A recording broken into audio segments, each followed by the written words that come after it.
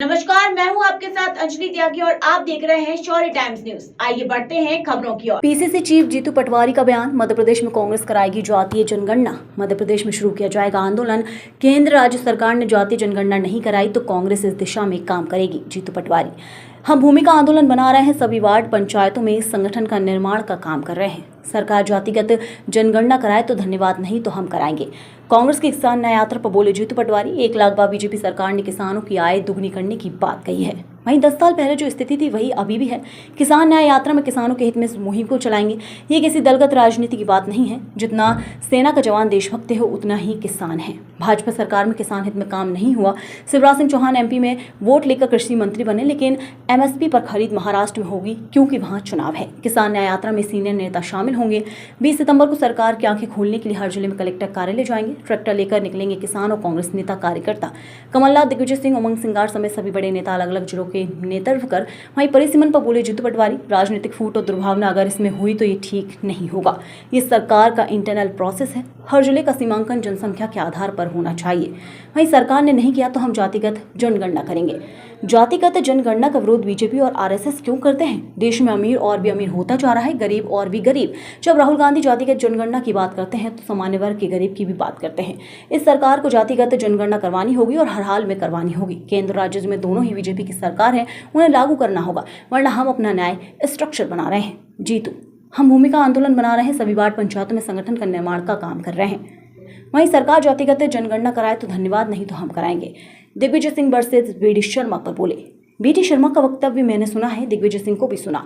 दिग्विजय सिंह ने ये कहा कि आपकी ही सरकार है, कार्रवाई करनी चाहिए। बीडी शर्मा ने भी जो भाषा का उपयोग किया वो सार्वजनिक जीवन में सही नहीं है।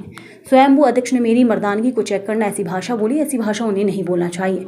सार्वजनिक जीवन में ओछी भाषा से बचे बीडी शर्मा। उमा भारती के राहुल गांधी को लेकर पोस्ट पर कहा, हर व्यक्ति का सोचने का अपना तरीका होता है। राहुल गांधी जब अभय मुद्रा की बात करते हैं तब प्रेम मोहब्बत की बात करते हैं। अधिकारियों द्वारा सड़कों के निरीक्षण पर बोले, धन्यवाद, अब सरकार जागी। गड्ढों के कारण 100 से 200 मौतें हो चुकी हैं। राजनीतिक ना हो, परिसीमन तो ठीक रहेगा। वहीं सेम पित्रोदा के राहुल गांधी को लेकर बयान पर बोले पटवारी। राहुल गांधी की इमेज को डैमेज करने अरबों करोड़ रुपए खर्च करके खराब की गई है। राहुल गांधी डरते नहीं है। एकमात्र राहुल गांधी है जिन्होंने कश्मीर से कन्याकुमारी तक पदयात्रा की। वो एकमात्र नेता है जो पत्रकार, मिडिल क्लास, गरीब, किसान, ड्राइवर की बात करते हैं। अब तो बीजेपी के भी कई नेता भी इस बात को मानने लगे हैं।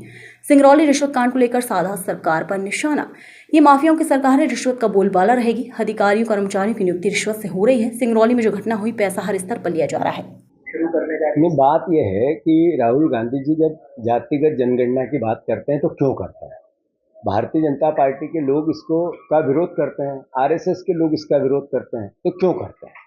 इस देश में अमीर अमीर और गरीब गरीब होता जा रहा है। जब हम जातिगत आधार पर, धार्मिक आधार पर रिश्ते स्वाभाविक एक दूसरे की शादी ब्याह करते हैं, आपस में जीवन जीने की शैली बनाते हैं, तो कौन सी समाज के लोग आर्थिक इस देश में 70 साल 75 साल बाद संपन्न हुए, कौन से समाज के नहीं हुए, ये जानना तो अधिकार है। इस देश में राहुल गांधी जब जातिगत जनगणना की बात करते हैं तो वो एसटी, एससी, ओबीसी के साथ साथ अपर कास्ट के गरीब की बात भी करते हैं।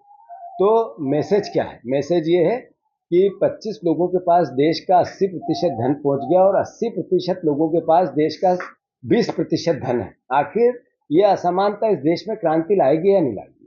तो राहुल गांधी जी इस देश की एकता, अखंडता, संपन्नता, समानता, इसकी बात करते हैं। जातिगत जनगणना इस सरकार को करानी पड़ेगी, हर हालत में करानी पड़ेगी। अगर नहीं कराएंगे तो ये आंदोलन और तेज होगा।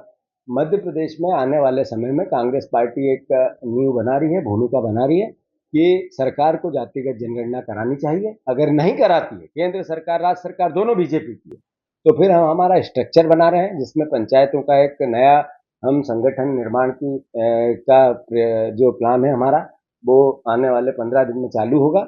जब ये कंप्लीशन हो जाएगा इस बात का कि पंचायत और वार्ड स्तर पे हमारा संगठन नया रूप लेगा, उसके बाद हम ये प्रोसेस चालू करेंगे। अगर सरकार कराए जातिगत जनगणना तो धन्यवाद, उनका सम्मान है। अगर नहीं कराएगी तो कांग्रेस पार्टी इस प्रयास को पूरा करेगी। प्रदेश भर में शिवराज सिंह चौहान पिछले 20 साल बीजेपी की सरकार के मुखिया रहे। उन्होंने 1 लाख बार किसान की आय दुगनी करने की बात कही, भावांतर योजना की लाने की बात कही, और गेहूं और धान के दाम 3100 और 2700 रुपये देने को लेकर किसानों से प्रलोभन दिया और उनसे वोट लिए। पिछले 10 साल पहले जो स्थिति थी सोयाबीन की, वही स्थिति आज है। आज लागत मूल्य सोयाबीन का 4000 रुपये आसपास प्रति क्विंटल हो गया और बिकती 3800 रुपये में है। मतलब जो दोगुनी आय करने की बात थी, सोयाबीन की फसल चिल्ला चिल्ला के उसके दाम बोल रहे हैं कि इन्होंने धोखा दिया है। कांग्रेस पार्टी का दायित्व है, विपक्ष की भूमिका, हम किसान न्याय यात्रा पूरे प्रदेश में लगातार इस मूवमेंट को किसानों के हित में उठाएंगे।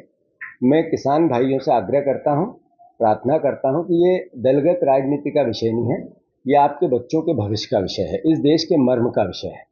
जब किसानी की बात आती है, खेती की बात आती है, एग्रीकल्चर की बात आती है, तो स्वाभाविक है कि देशभक्ति की बात आती है। सेना का जवान सीमा पर रह के सेवा करता है और रक्षा करता है देश की। हम सब चैन से सोते हैं, उसी जवान को अनाज। फिलहाल खबरों में बस इतना ही। बने रहिए शौर्य टाइम्स न्यूज के साथ। नमस्कार।